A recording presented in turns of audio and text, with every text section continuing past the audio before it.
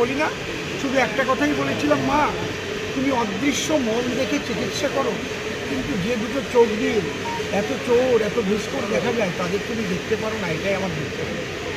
ধন্যবাদ ছিল সেদিন আমি বিভিন্নভাবে ছোট গাড়ি করে টোটো করে আবার এখানে পৌঁছি আসছি। কোনো অভিযোগ জানিয়েছেন কোথাও ইলেকশন কমিশন বা জেলা শাসক? এই বিষয়ে ইলেকশন কমিশনকে অভিযোগ জানানো যায় কি? হ্যাঁ যায় তো নিশ্চয়ই। বাসগুলো আসেনি, বাসগুলোর ছবি তুলে নিয়ে গেল এজেন্টরা, যখন এজেন্ট আমরা নিয়ে আসতে পেরেছি। কিরম আশা করছেন? পূর্ব বর্ধমান আমরা জিতব, ভগবান জিতবে এটা আপনি জানেন।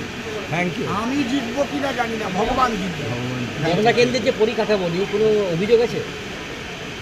না, গণনা কেন্দ্রের পরিকাঠামো ঠিকই আছে, আমি দেখব কি পরিস্থিতি হয়। 100 মিটারের মধ্যে রাজ্য পুলিশ রয়েছে, যেটা হাইকোর্টের নির্দেশ ছিল। 100 মিটারের মধ্যে রাজ্য পুলিশ রয়েছে।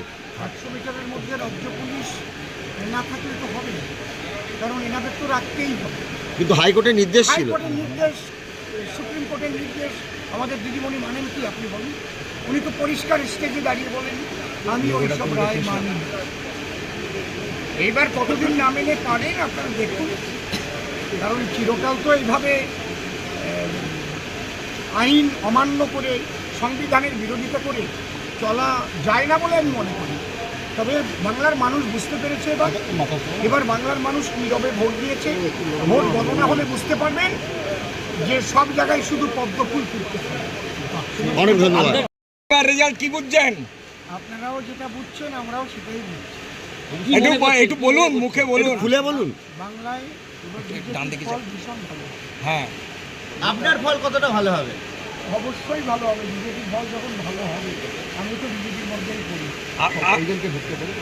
না, আমাদের একটা খুবই অসুবিধা হয়েছে, যেটা আমরা ভাবতে পারি যে এরকম করবে। আমরা যে 6টা বড় বাস করে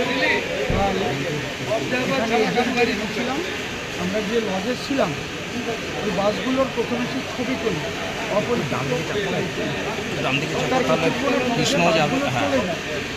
কিন্তু ওদের কথা ছিল আজকের দিনে ওদের ভাড়া থাকবে।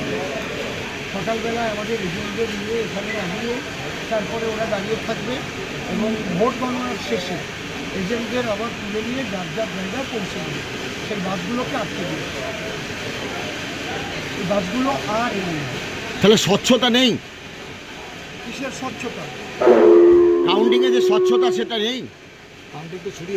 বলছি আপনাকে বলছি হয়নি। আমার যে এজেন্টগুলোকে আমি যে বাসে এনেছিলাম, বাসগুলো আমাদের নজরের সামনে দাঁড়িয়েছিল। অপরিচিত কিছু ব্যক্তি এসে বাসগুলোর ছবি তুলে নেয়। ছবি তুলে নেওয়ার পরে তারপরে কি হয়েছে আমি বলতে পারবো না। আমরা যখন ঘুমিয়ে পড়ি তখন বাসগুলো চলে যায়, আর সকালে সেই বাসগুলো তার মানে কি এজেন্ট আসতে পারেনি? এজেন্টদের আমরা টোটো করে এরা কারা অভিযোগ করলো? কার দিকে? অভিযোগ কার দিকে? আমি অভিযোগ আর কার দিকে করবো বলুন? যারা আমার প্রথম একটা বাস আটকানো কাটোয়া থেকে একটা বাস আমাদের কে আটকে ছিল, বাস ওখান থেকে তৃণমূল আটকে। তাহলে আপনার অভিযোগের তৃণমূলের দিকে? অবশ্যই, তাছাড়া আর কে করবে?